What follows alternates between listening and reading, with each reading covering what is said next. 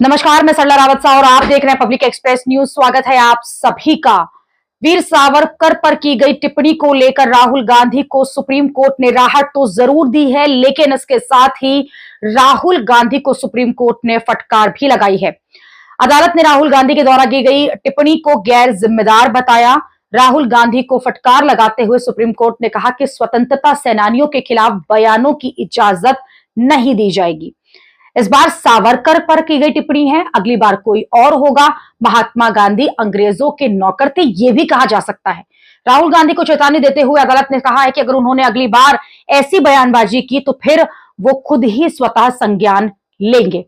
Supreme court ने राहुल गांधी को कहा कि महाराष्ट्र में सावरकर की पूजा की जाती है, वो हमारे स्वतंत्रता सेनानी के खिलाफ नहीं बोल सकते।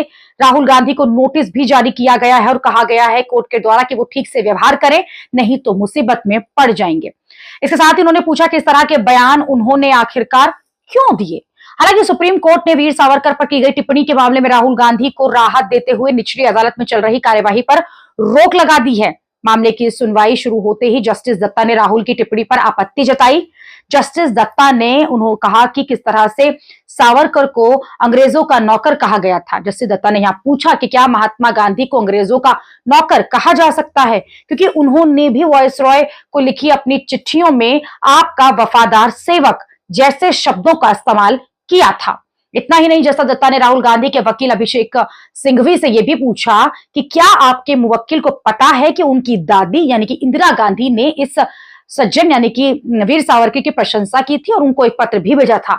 अगर इतिहास पता होता तो वो इस तरह का व्यवहार नहीं करते, यानी कि राहुल गांधी इस तरह की बेतुकी टिप्पणी नहीं करते। दरअसल महाराष्ट्र के अकोला जिले में 17 नवंबर 2022 में भारत जोड़ो यात्रा के दौरान राहुल गांधी ने एक रैली में वीर सावरकर को लेकर ये टिप्पणी की थी। उन्होंने मीडिया के सामने एक चिट्ठी दिखाते हुए कहा था कि ये चिट्ठी वीर सावरकर ने अंग्रेजों को लिखी थी। इसमें उन्होंने खुद को अंग्रेजों का नौकर बने रहने की बात कही थी।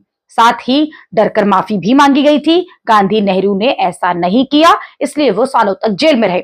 और इसी चिट्ठी के बाद, इसी बयान के बाद, इसी चिट्ठी को पढ़ते हुए जो उन्होंने शब्दों का इस्तेमाल किया इस रैली के दौरान, उसी पर उन पर कार्यवाही की गई थी। उसी पर उन पर एक लिखित याचिका डाली गई थी, जिसका जो पूरा मामला है वो कोर्ट में चल रहा था। सुप्रीम कोर्ट जब ये पूरा मुद्दा पहुंचा तो सुप्रीम कोर्ट में जब सुनवाई के दौरान राहत तो जरूर दी गई है सुप्रीम कोर्ट की तरफ से, लेकिन साथ ही ये भी कहा गया है कि गैर जिम्मेदार बयानों से बचना चाहिए और अगली बार अगर राहुल गांधी इस तरह से किसी स्वतंत्रता सेनानी को लेकर इस तरह की टिप्पणी करते हैं तो अदालत स्वतः संज्ञान लेते हुए उनके खिलाफ कार्यवाही करेगी। अभी के लिए इतना ही। अगली खबर में आपसे फिर होगी मुलाकात। देश और दुनिया की खबरों के लिए आप देखते रहिए, आप जुड़े रहिए पब्लिक एक्सप्रेस न्यूज के साथ। धन्यवाद।